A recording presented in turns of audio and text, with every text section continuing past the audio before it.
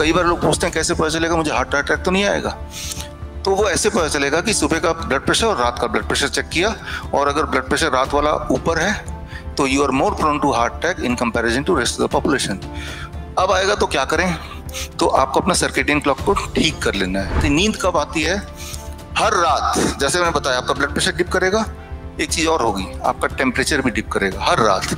आप temperature check कीजिए, आपका टेम्परेचर आधा डिग्री हर रात डिप करता है, और जैसे ही टेम्परेचर और ब्लड प्रेशर दोनों एक साथ डिप करते हैं, आपका बॉडी मेलेटोनिन रिलीज करता है, आपको नींद आ जाती है। सूरज ढलने के बाद जो भी मुंह में जाएगा वो बॉडी में एसिमुलेट, यूटिलाइज, मेटाबोलाइज नहीं होगा, वो कहीं ना कहीं अटक के रह जाएगा, और जो चीज़ अटक के रह जाती है over a period of long time वही आपके लिए बोझ बन जाती है, राइट। एक ही तरह का फूड अगर सुबह खाएंगे तो बॉडी उसे फटाफट हर जगह भेज देगा, सारे सेल्स को उपयोग कर लेंगे, वेलकम कर लेंगे, और वो पूरी तरह बॉडी में छा जाएगा, और उसका प्रभाव आपके बॉडी में पड़ेगा, आप एनर्जेटिक फील करेंगे। ब्लड प्रेशर की दवाई अगर सुबह 9 बजे खाते हैं 9 o'clock, तो ब्लड प्रेशर बड़ी तेजी से नीचे करेगा। वही वाली दवाई रात को 9 बजे खाइए तो उसका असर 1/3 रह जाएगा, बहुत थोड़ा असर रह जाएगा। तो टाइम ऑफ ईटिंग, राइट, किस टाइम पे खा रहे हैं वो फूड आपके लिए कैसा काम करेगा वो उस पर निर्भर करता है। गार्डन में बैठ गए नंगे पैर और पैर जमीन पे हैं, ब्रेकफास्ट कर लिया, लाइट भी मिल गया आपको, जमीन भी मिल गया, इन दोनों चीज को अगर अपने लाइफ से हटा लिया है तो यू कैन गारंटी कि आप बीमार ही रहेंगे। ये दोनों चीजें फ्री में अवेलेबल है, लेकिन इन दोनों चीजों के बिना आपका जो सर्केडियन क्लॉक है वो ठीक नहीं हो सकता, ठीक रह नहीं सकता, और सर्केडियन क्लॉक ठीक नहीं रहेगा तो हम हेल्दी रह नहीं सकते। सबको एक जैसी बीमारी नहीं होगी, किसी का ब्लड शुगर शूट करेगा, किसी के बॉडी में पेन होगा, कोई मोटा हो जाएगा, अलग अलग तरह से काम करेगी। एक ही चीज अलग टाइम पे खाने से उसका असर बिल्कुल कॉन्ट्रास्टिंग है। माँ का दूध जब बच्चा लेना बंद कर दे तो उसके बाद और कोई दूध की आवश्यकता नहीं है, और दूध अगर देंगे तो वो बच्चे के लिए खराब ही होगा।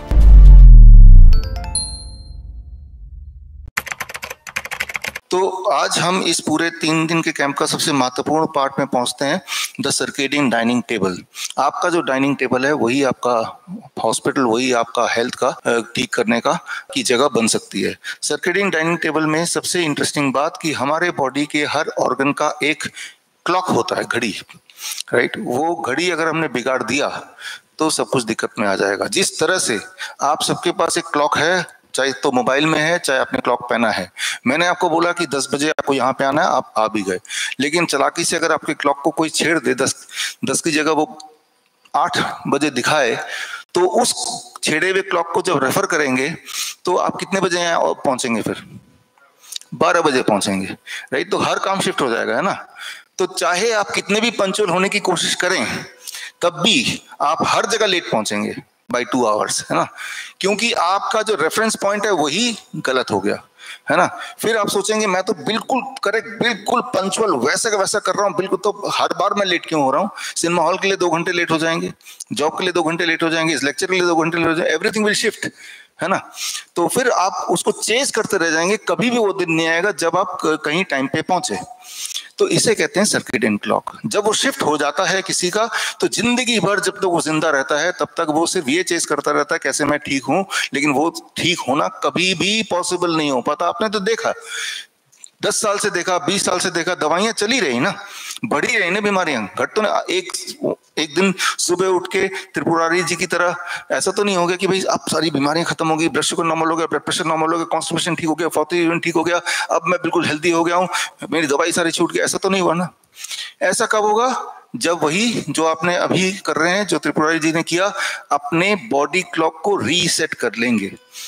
मतलब ये कि जो चालाकी से किसी ने या अनजाने में किसी ने 10 बजे की जगह 8 बजे कर दिया था, 2 घंटे पीछे कर दिया था, उसको रीसेट करना है।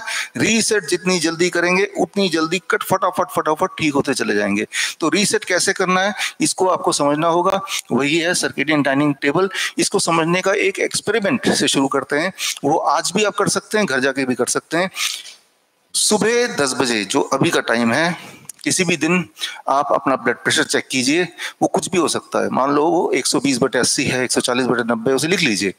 रात को 10 बजे उसी दिन दोबारा ब्लड प्रेशर चेक कीजिए, आप देखेंगे कि सुबह का ब्लड प्रेशर जहां पे होगा रात का ब्लड प्रेशर उससे अबाउट 10 to 20% नीचे होगा, सेम नहीं होगा, नीचे होगा। हर रात आपके सोने से पहले आपका बॉडी आपका ब्लड प्रेशर 10% से 20% डाउन करता है। जैसे ही ब्लड प्रेशर फॉल होता है आपको नींद आ जाती है। किसी रात अगर आपको नींद नहीं आ रही तो इसका मतलब आपका बॉडी आपके ब्लड प्रेशर को नीचे करना भूल गया, राइट। तो आप में से कुछ लोग, काफी लोग हैं जो नींद नहीं आती, नींद ही नहीं आती, यही लिखा है आपने, है ना। तो नींद आना, जिन पिछले 40 साल से 50 साल से हम हर दिन सो ही रहे हैं, जितनी भी आपकी उम्र है, तो नींद बॉडी लाता कैसे है? नींद लाने के लिए बिना भूले बॉडी हर रात को अपना ब्लड प्रेशर को नीचे करता है, फिर नींद आ जाती है, राइट। तो यह है circadian clock of the blood pressure of the heart, right.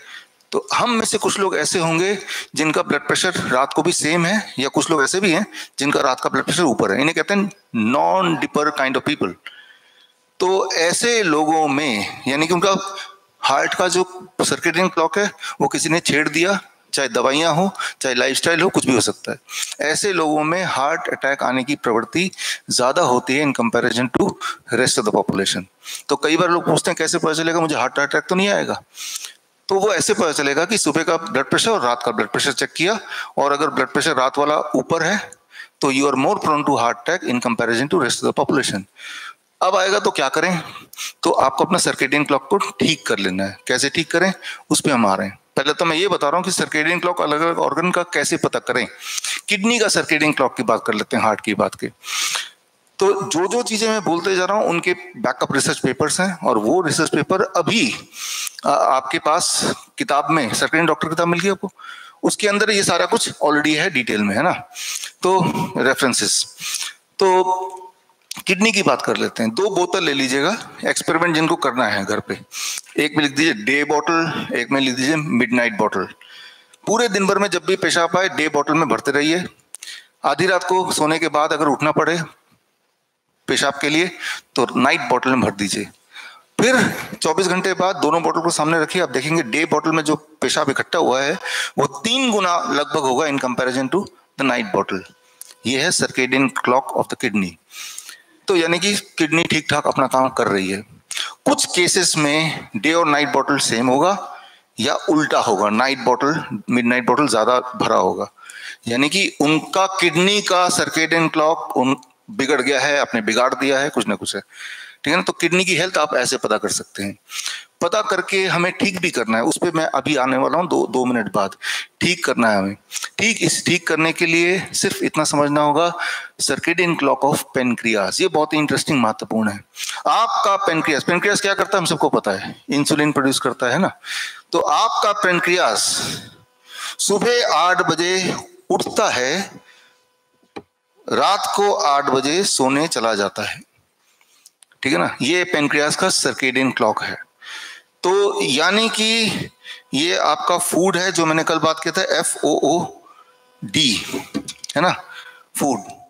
अगर मुझे पेनक्रियास के सर्केडियन क्लॉक को बिगाड़ना है तो मैं क्या करूंगा, ये ब्रेकफास्ट को ले आऊंगा 6 बजे, 5 बजे, ठीक है ना, और डिनर को मैं ले आऊंगा 10 बजे, 12 बजे। पेनक्रियास के जगने के जो टाइमिंग है उस टाइम को छेड़छाड़ कर देना है, उस टाइम के बियॉन्ड ले जाना है। जब ऐसा करेंगे तो पेनक्रियास जब सो रहा होगा तभी आपने उसको जगा दिया, ठीक है ना, उठा दिया। तो जब ऐसा होगा कि उसको उठना पड़ेगा तो उसके बाद उसका सर्केडियन क्लॉक फिर शिफ्ट होने लगेगा। सर्केडियन क्लॉक जब शिफ्ट होता है एक ऑर्गन का, तो मैंने आपको एग्जांपल दिया था कल इसी समय कि कई सारे यहाँ पे म्यूजिक सिस्टम है, किसी एक भी म्यूजिशियन को छेड़ेंगे तो बाकी भी डिस्टर्ब हो जाएंगे, और बाकी डिस्टर्ब हो जाएंगे तो life will be a noise, है ना। तो मैंने जो बोला आपको कि 8 बजे और 8 बजे, यानी कि इस ब्रैकेट के बीच में आपको अपने डाइट को रखना पड़ेगा, राइट। तो इस ब्रैकेट के बीच में रखना है, तो जो यहाँ पे ऑलरेडी आप कर रहे हैं 8-9 बजे तक ब्रेकफास्ट होता है ना आपका, तो मैंने क्या किया, आपका ब्रेकफास्ट को पेनक्रियास के उठने के बाद रख दिया, आपके डिनर को पेनक्रियास के सोने से 1 घंटे पहले रख दिया, ताकि 1 घंटे में वो हजम भी कर ले और सोने चला जाए। जब मैंने आपके ईटिंग को क्लोज कर दिया with in the time span, तो इससे क्या होगा कि आपका ब्लड शुगर अपने आप नीचे आने लगेगा, ब्लड प्रेशर अपने आप नीचे आने लगेगा जिनका ऊपर है, और जो जो बॉडी में करेक्शन की जरूरत है वो अपने आप ठीक होने लगता है। मेकिंग वन चेंज कि आपके पेनक्रियास के टाइम, सर्केडियन टाइम या जब वो जगने का समय के बीच में आपके फूड को ले आना।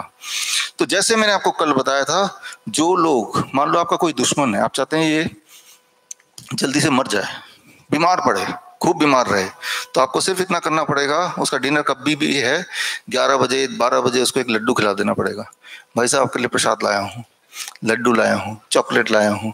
कई बार ऐसा होता है, हमारे घर पे भी होता है, राइट। 7 बजे हमारा डिनर खत्म हो गया, 10 बजे वाइफ ने फ्रिज खोला, कुछ भी मुंह में डाल दिया।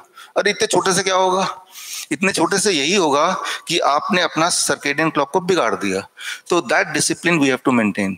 तो ये अगर आप रेगुलरली किसी का बिगाड़ पाते हैं तो धीरे धीरे धीरे धीरे उसका जो ब्लड शुगर है, ब्लड प्रेशर है, कैंसर मार्कर है, वो सारे शिफ्ट होते रहेंगे, बढ़ते रहेंगे, बढ़ते रहेंगे। एक दिन में नहीं होगा, मेहनत करनी पड़ेगी दिनों दिनों तक। लेकिन जिनकी आदत होती है वो रोज ही एक ही चीज करते हैं, है ना।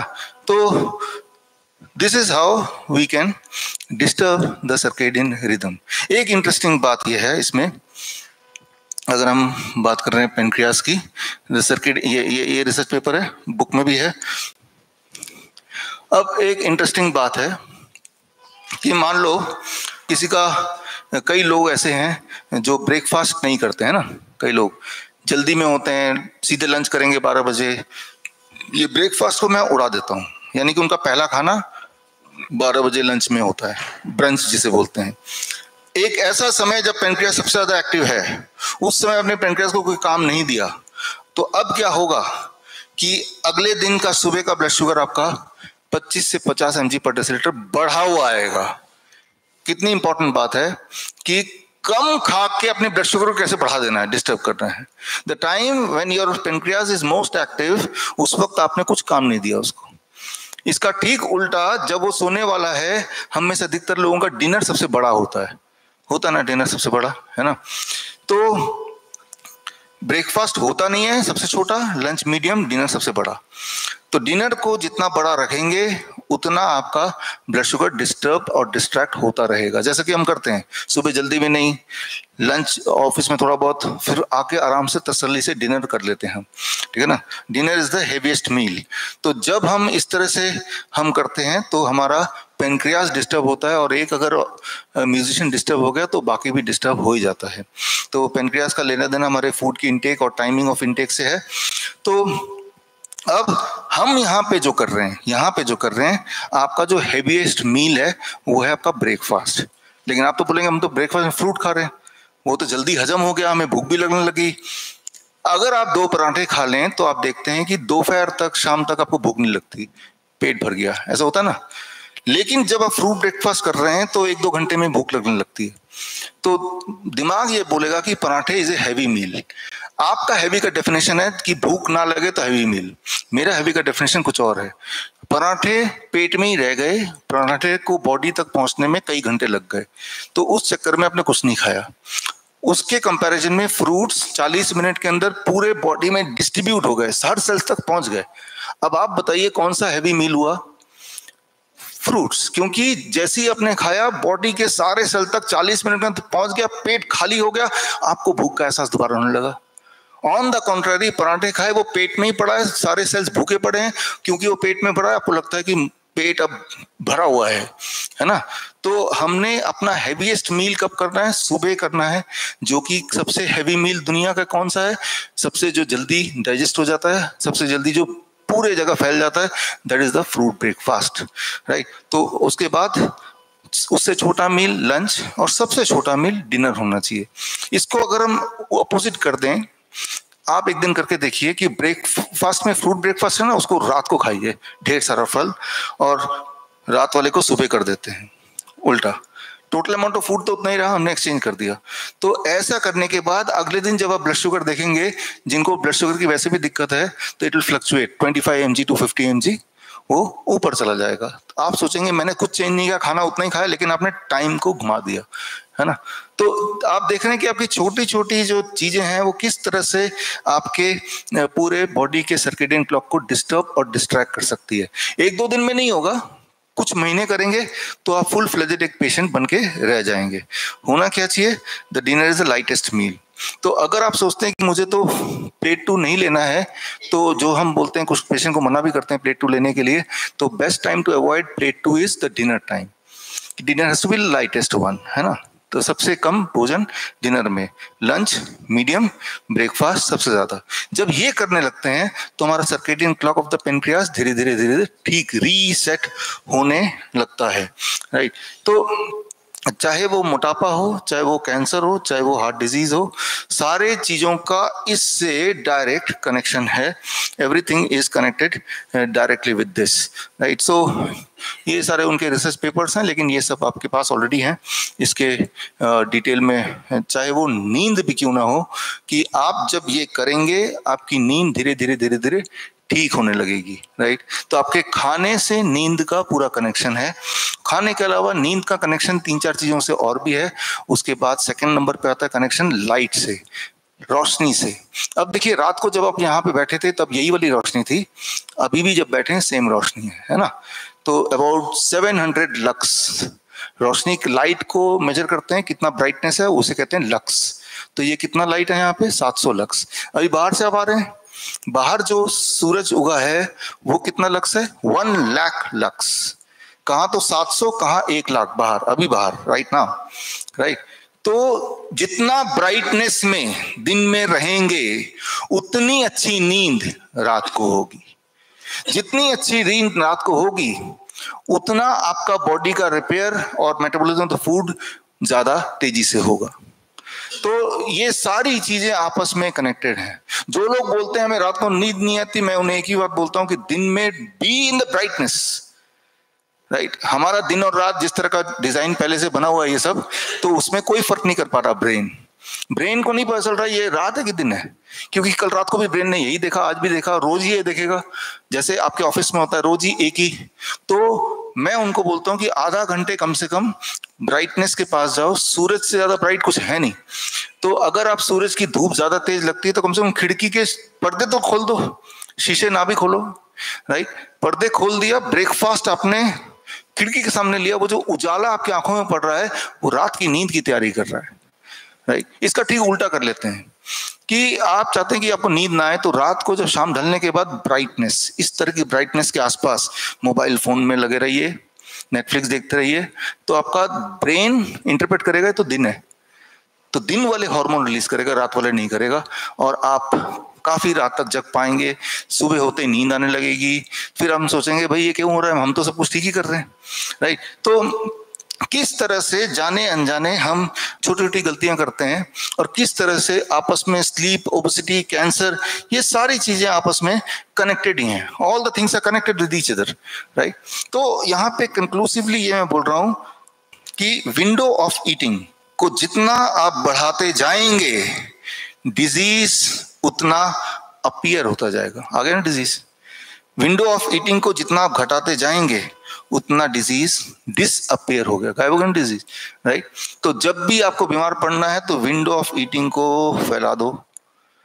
दोबारा ठीक होना है, विंडो ऑफ ईटिंग को दोबारा सर्केडियन क्लॉक के बीच में ले आओ, राइट। तो चाहे वो ओबेसिटी हो, चाहे वो कैंसर हो, चाहे वो नींद हो, राइट, ये सारी चीजें, डायबिटीज हो, वो सारी आपस में ही कनेक्टेड हैं।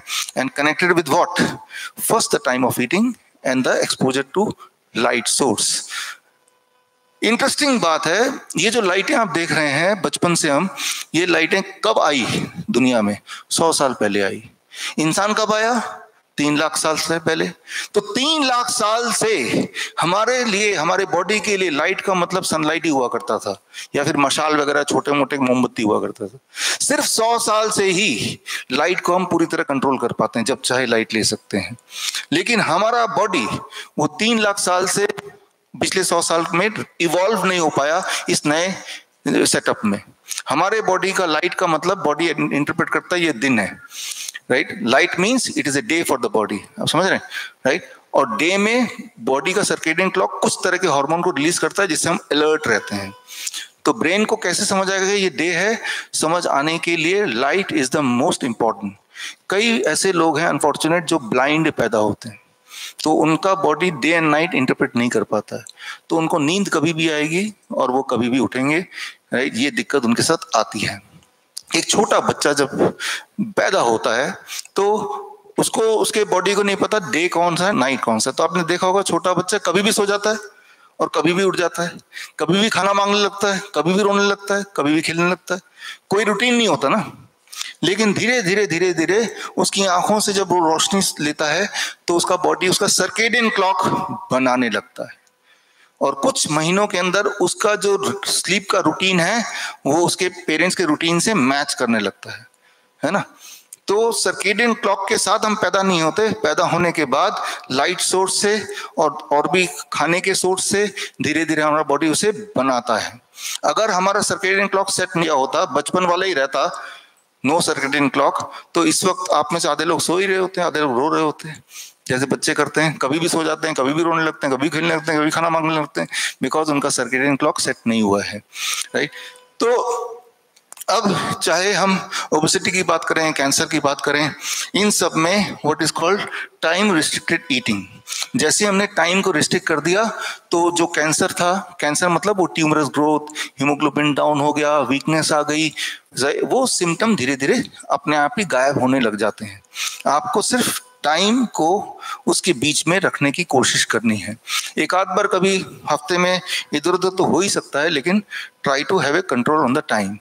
यहाँ पे टाइम को जो हम कंट्रोल रखते हैं, जो बहुत ज़्यादा सीवियर पेशेंट्स हैं, खास तौर पे ऐसे पेशेंट जिनके ट्यूमर इतने ज़्यादा हैं कि उनका मुंह नहीं खुल रहा, या अल्सर ऐसा है कि वो खून ही उसमें पस आता जा रहा है, तो उनका टाइम हम रिस्ट्रिक्ट कर देते हैं 8 आवर विंडो ऑफ ईटिंग 15 दिन के लिए। यानी सुबह 10 बजे से लेके शाम के 6 बजे तक खाना कम नहीं कर रहे हैं हम, टाइम ऑफ ईटिंग को कम कर रहे हैं। 15 दिन गुजर गए तो 10 आवर विंडो ऑफ ईटिंग, जैसा कि आपका ऑलरेडी अभी है, 9 बजे से 7 बजे है, राइट। वो 15 दिन और किया तो थोड़ा और इंप्रूव हो गया। जिंदगी भर के लिए 12 आवर विंडो ऑफ ईटिंग, 12 घंटे, 8 AM टू 8 PM के बीच में खाना वाला खा लो, 8 PM to next day 8 AM कुछ मत खाओ। पानी पी सकते हैं, पानी में कार्बोहाइड्रेट तो होता नहीं है। कोकोनट वाटर नहीं पी सकते, उसमें तो वो तो फूड है, उसमें तो कार्ब सब कुछ है, राइट। सिर्फ कहने को वो वाटर है, बट वो तो फूड है। तो इस तरह से आपकी जो टाइमिंग है वो आपके फूड उनको इम्पैक्ट करती है, आपके बॉडी को इम्पैक्ट करती है।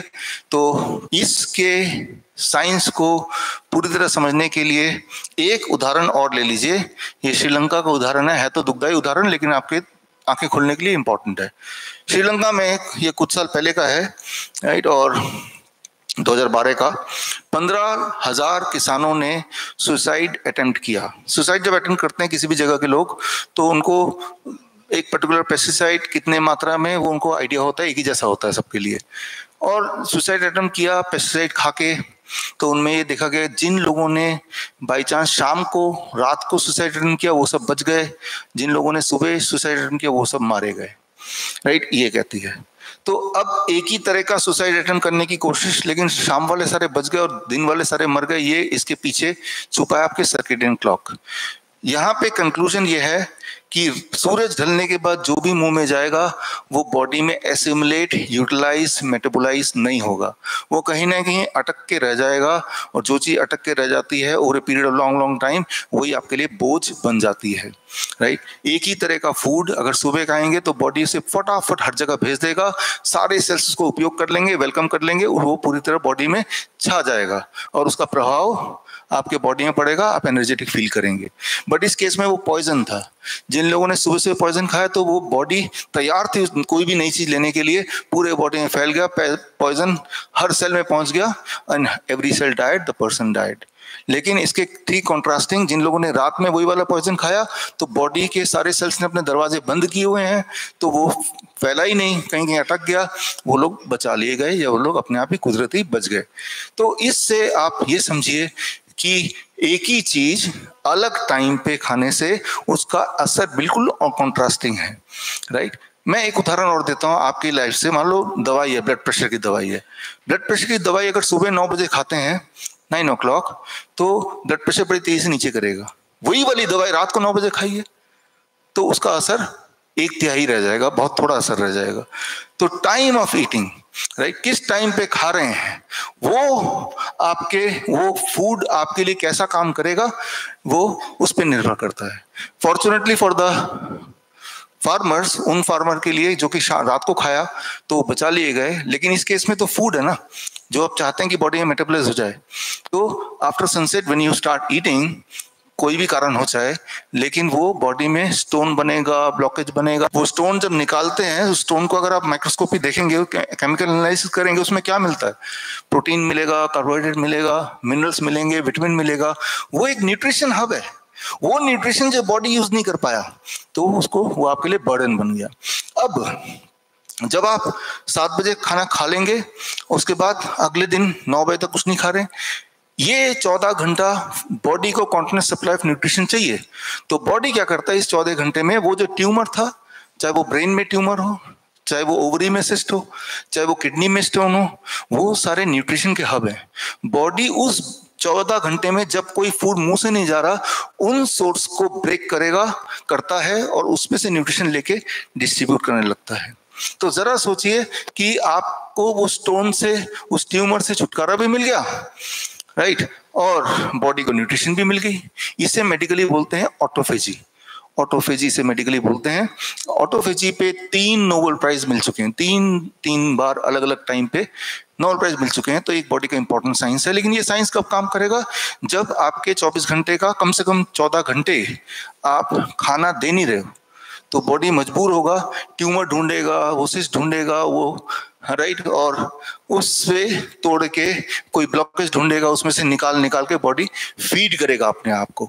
तो इसके ठीक विपरीत अगर आप खाना बॉडी को देते रहते हैं, 10 बजे खा लिया रात को, फिर 12 बजे खा लिया, सुबह उठते कुछ ना कुछ खा लिया, तो बॉडी कहता है मुंह से तो आ ही रहा है खाना, तो बाकी जगह जो रिजर्व्स है उसको रहने दो, जबकि वो रिजर्व नहीं है, वो आपके लिए बोझ है ना।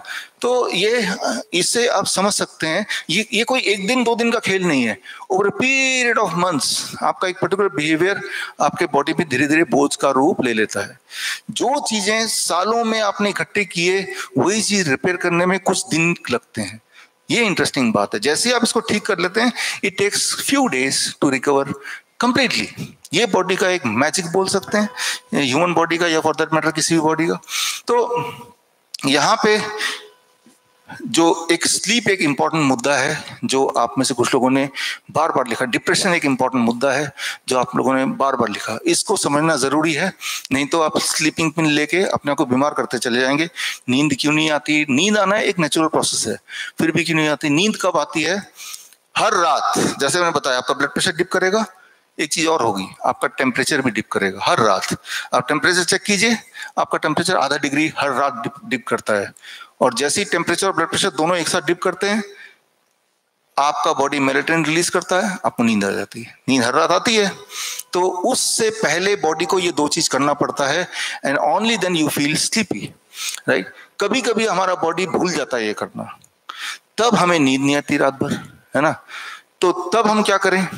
तो बॉडी भूल गई, लेकिन हम बॉडी के लिए कर सकते हैं कि बॉडी का ब्लड प्रेशर आप भी अपनी मर्जी से थोड़ा डिप कर सकते हैं, बॉडी का टेम्परेचर आप भी मर्जी से डिप कर सकते हैं, ताकि वो नींद में कन्वर्ट हो जाए। वो कैसे करना है इसको समझिए। हम कैसे करते हैं हॉस्पिटल में, इसको मैं समझाता हूं। देखिए, 2 फैक्टर आपको समझने पड़ेंगे, ब्लड प्रेशर एंड टेम्परेचर। दोनों जब नीचे आएंगे एक साथ तो नींद आएगी। वो बॉडी खुद करता है ऑटोमेटिक, राइट। हम अभी आप सुन रहे हैं, मैं बोल रहा हूं, लेकिन बॉडी में कई सारे बदलाव अपने आप हो रहा है ना। लेकिन कभी कभी अगर नहीं हो रहा है तो हमें बॉडी को हेल्प करनी पड़ेगी। कैसे हेल्प करनी पड़ेगी?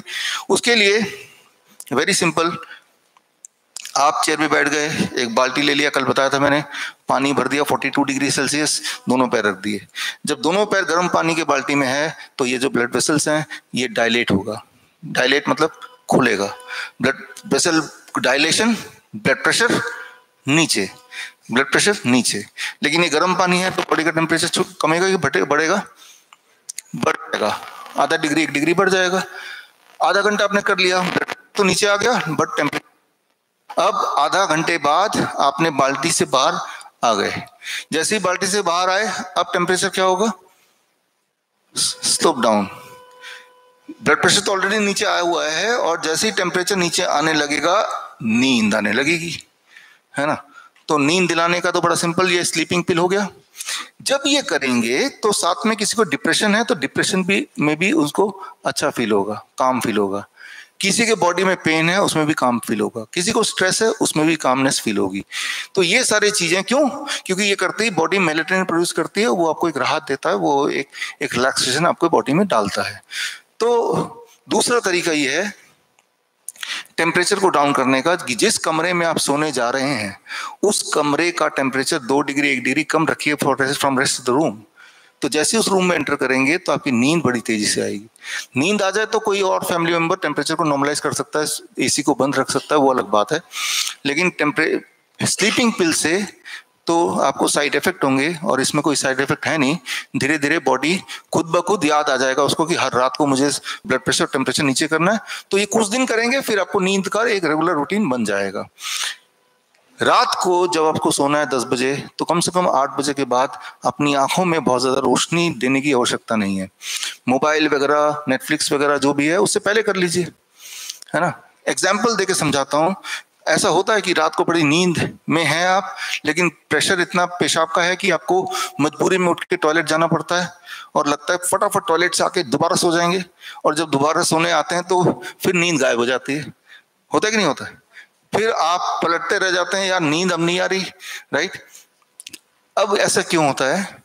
जैसे ही आप टॉयलेट गए, लाइट ऑन किया, लाइट इतना ब्राइट है, आंखों में पड़ा, ब्रेन को ने समझा कि दिन हो गया भाई, दिन हो गया, तो दिन वाला हार्मोन रिलीज कर दो, कोर्टिसोल, ताकि आप अलर्ट हो जाएं।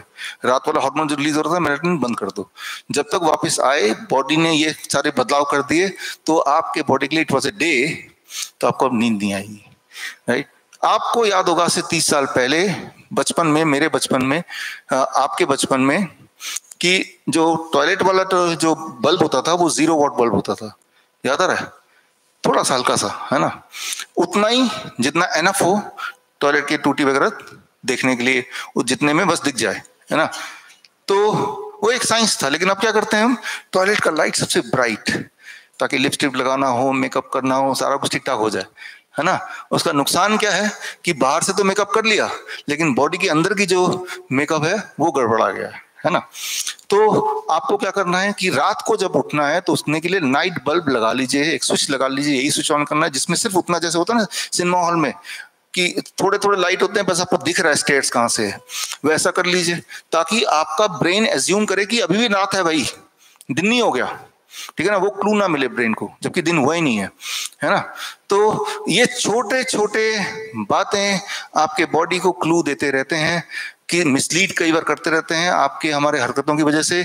फिर हम सोचते हैं नींद क्यों नहीं आ रही, जबकि ये छोटे छोटे बातें आप ध्यान देंगे तो आप गौर करेंगे, हाँ ये मिस्टेक तो होती है अनजाने में सही। तो इस तरह से 1 दिन में, 2 दिन में, 3-4 दिन में आपको नींद आने लगेगी। नींद आती है उसके लिए बॉडी क्लू लेता है कि रात हो गया, नींद दिला दें। बॉडी को कैसे पता चलता है दिन है कि रात है? बिसाइड द सनलाइट एक और तरीका है, अर्थिंग, जमीन से। जमीन से जब पैर रखते हैं, ये जमीन नहीं है, जमीन है, जब नीचे बाहर जाके पैर रखेंगे तो बॉडी इलेक्ट्रॉन भेजता है और जियोमैग्नेटिक फील्ड बताता है कि अर्थ की पोजीशनिंग क्या है इन कॉन्टेक्स्ट ऑफ सन। तो उससे बॉडी को सिग्नल मिलता है, जिससे बॉडी तय करता है ये दिन का कितने बजे हैं और इतने बजे कौन सा वाला हार्मोन की आपको जरूरत है।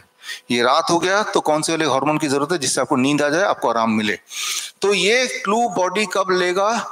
जब आप जमीन से जुड़ के रहेंगे।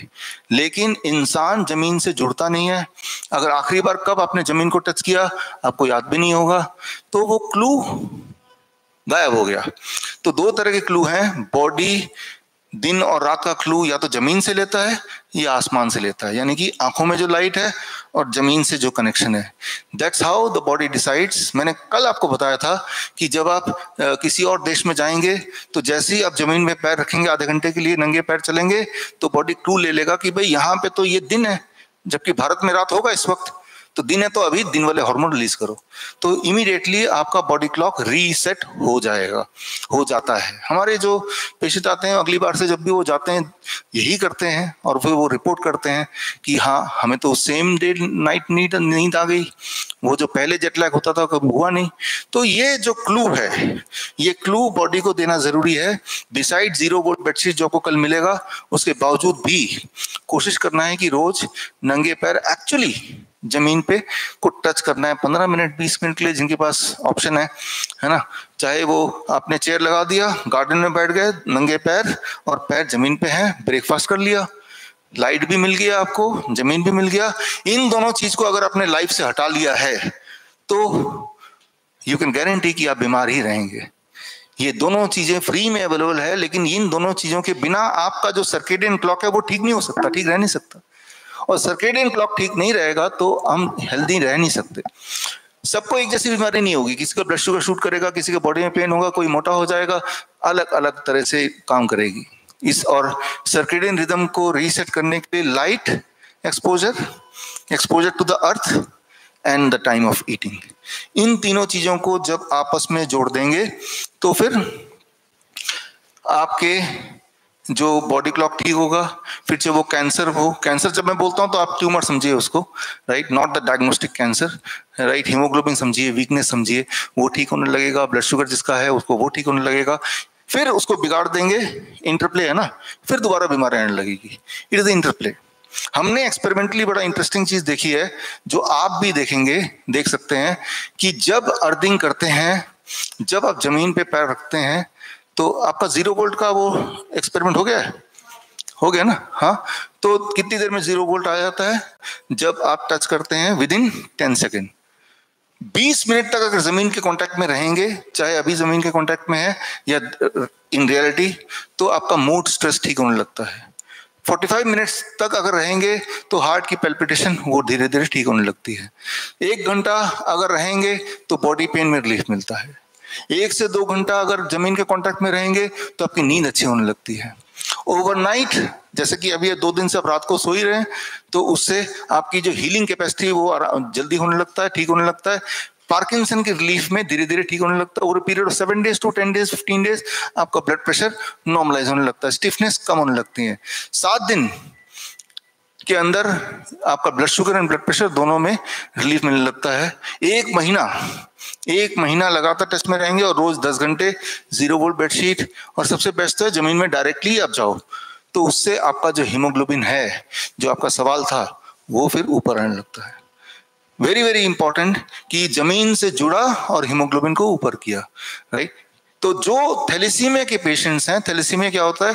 ऐसे बच्चे जिनको हर महीने ब्लड ट्रांसफ्यूजन की आवश्यकता होती है, नहीं तो वो जिंदा नहीं रह सकते। जिस प्रकार आपके कार में पेट्रोल कम होने लगता है, फ्यूल, फिर जब वो रेड जोन में चला जाता है तब आप विचलित होते हैं, फटाफट कोई हमें पेट्रोल पंप दिख जाए। ठीक उसी प्रकार उनके पेरेंट्स ये देखते रहते हैं हीमोग्लोबिन नीचे जा रहा है तो विचलित होते हैं, फटाफट ब्लड डालो, ब्लड डालो, रेड ब्लड सेल उनको ट्रांसफ्यूज करो। और हर महीने उनका ट्रांसफ्यूज होता है। तो जैसे गाड़ी में फ्यूल भरा, गाड़ी में जान आ गई, वैसे उनके साथ होता है। ऐसे बच्चों को हम बोलते हैं, उनके पेरेंट्स को, कि 1 महीने के लिए बच्चे को ले जाइए किसी ऐसी जगह जहाँ खेत हो, जंगल हो, चप्पल उनको हटा लीजिए और बोलिए खेले जाके, खूब खेले, पेड़ पे चढ़े, पेड़ पे चढ़ेंगे तो पेड़ को टच करेंगे तब भी 0 वोल्ट हो जाता है, राइट। तो जब वो ऐसा करते हैं फिर वो देखते हैं कि अगला ट्रांसफ्यूजन का डेट आ गया, लेकिन हीमोग्लोबिन नीचे की जगह ऊपर आना है। 1 महीना हो गया, 2 महीना हो गया, 3 महीना हो गया, 6 महीना हो गया, फिर उनका जो ब्लड ट्रांसफ्यूजन जो चलता था सालों साल, वहीं का वहीं खत्म हो गया, बॉडी ने रिदम पकड़ ली। तो इस बात से आप ये समझ पा रहे होंगे कितना महत्वपूर्ण है अपना सर्केडियन क्लॉक को ठीक रखना, और उसके लिए कितना सिंपल है ठीक रखना। लेकिन कोई सोचेगा कि भाई ये करने का हमारे पास जो लाइफस्टाइल है उसमें कहीं फिट नहीं बैठ रहा। कई लोग जो फॉरेन हमारे पेशेंट आते हैं बोलते हैं वहां तो जमीन ही नहीं है, राइट। तो हम क्या करें? फिर तो यूर डेस्टाइन्ड टू बी इल। मान लो वो कुछ ऐसा ही है, कोई बोलेगा आप में से कि मैंने नई गाड़ी खरीदी लेकिन मेरे शहर में तो गड्ढे ही गड्ढे हैं, गड्ढे से ही चलाऊंगा, अब कैसे ठीक रहेगा? क्या जवाब हो सकता है इसका? ये जवाब हो सकता है कि आपकी गाड़ी ठीक रह ही नहीं सकती। गाड़ी बनी है सड़क पे चलाने के लिए, अगर वो गड्ढे पे चलाएंगे, वो कितनी भी अच्छी गाड़ी क्यों ना हो, कुछ दिन वो झेल लेगी, फिर it has to die, right. ठीक उसी तरह से हमारी बॉडी बनी है जमीन पे चलने के लिए, आसमान को देखने के लिए। उन दोनों को हटा लेंगे तो we are destined to be ill. इस बात को अगर समझ लें, जो किताब आपको दी है उसमें ये सारा साइंस है, ये बड़ा ही सिंपल साइंस है। इंटरेस्टिंग बात है, इसको ठीक करने के लिए जिन जिन चीजों की जरूरत है वो कोई भी कहीं से खरीद नहीं सकता, कोई भी बॉटल में कैद नहीं कर सकता, वो सारी चीज फ्री है। Time as medicine, 0 volt medicine, food as medicine, तीनों चीजें फ्री हैं। राइट? फूड तो वैसे भी आप खा रहे हैं, उसकी जगह इस तरह से खा लो, है ना? तो this is what which can help you either to cure the disease or if you do the reverse of it to make you sick, right? अब अपने अपने लाइफस्टाइल में आप जरा झांकेंगे तो पाएंगे ऐसे यहाँ करेक्शन की आपकी आवश्यकता है। चाहे आधी रात को उठने वाली बात हो, चाहे रात को अपने मोर लाइट एक्सपोजर की बात हो, या दिन में सनलाइट अवॉइड करने की बात हो, या सुबह ना खाने वाली बात हो, कोई ना कोई जगह आप देखेंगे कि करेक्शन इज रिक्वायर्ड, छोटी सी करेक्शन, छोटा सा करेक्शन, राइट? उसी से रिजल्ट मिल जाएगा। ये जितनी सारी बातें बताई हैं, ये सारी बातें इन दोनों किताबों में है। इनमें से किताब मिल गई है, किताब कल आपको मिल जाएगी। और अगर किसी को देना है तो ये ई बुक का लिंक है, ये फ्री डाउनलोड भी है, उसमें डाउनलोड कर सकते हैं। तो everything is evidence based and everything is tested personally, क्योंकि आपकी तरह पेशेंट आते हैं, वो ठीक होते हैं, जाते हैं। आप भी ठीक होके जब जाएंगे और ठीक होते रहेंगे तो फिर बाकी लोग जो हैं आपके टच में, उनको यहाँ आने की जरूरत नहीं, बिकॉज आपको सारा कुछ पता चल चुका है, आपको पहला हैंड एक्सपीरियंस हो चुका है। तो आप भी आसानी से इनकी मदद से उनकी मदद कर सकते हैं। तो खैर, यहां तक पहुंचते हुए आपके दिमाग में फिर बहुत सारे क्वेश्चन आ चुके होंगे, आने ही चाहिए। उन क्वेश्चन को लिखिए अच्छी तरह से। शाम को हम मिलेंगे, शाम को जब मिलेंगे तो सिर्फ क्वेश्चन आंसर पे चर्चा करेंगे। क्वेश्चन के बाद भी क्वेश्चन होगा तो तब हम इंटरेक्शन भी अच्छी तरह कर पाएंगे। बिकॉज शाम के लिए मैंने लेक्चर जानबूझ के नहीं रखा, बिकॉज ताकि आपके सवालों को अच्छी तरह से एड्रेस किया जाए और शाम तक आपकी जो इम्प्रूवमेंट है वो भी मैं शेयर करूंगा। इसी के साथ अभी ये लेक्चर यहाँ पे ओवर होता है और फोटोग्राफी होगी अभी, और अभी हम नीचे चलने वाले हैं एमपी थिएटर। हम बाहर हम जाएंगे, एमपी थिएटर जैसे बोलते हैं, वहाँ एक ग्रुप फोटो कर लेते हैं, वहाँ पे आई एम गोइंग। तो उधर भी किसी को कुछ पूछना है तो पूछ सकता है। तो with this lecture over, all the best, thank you, thank you, thank you, thank you.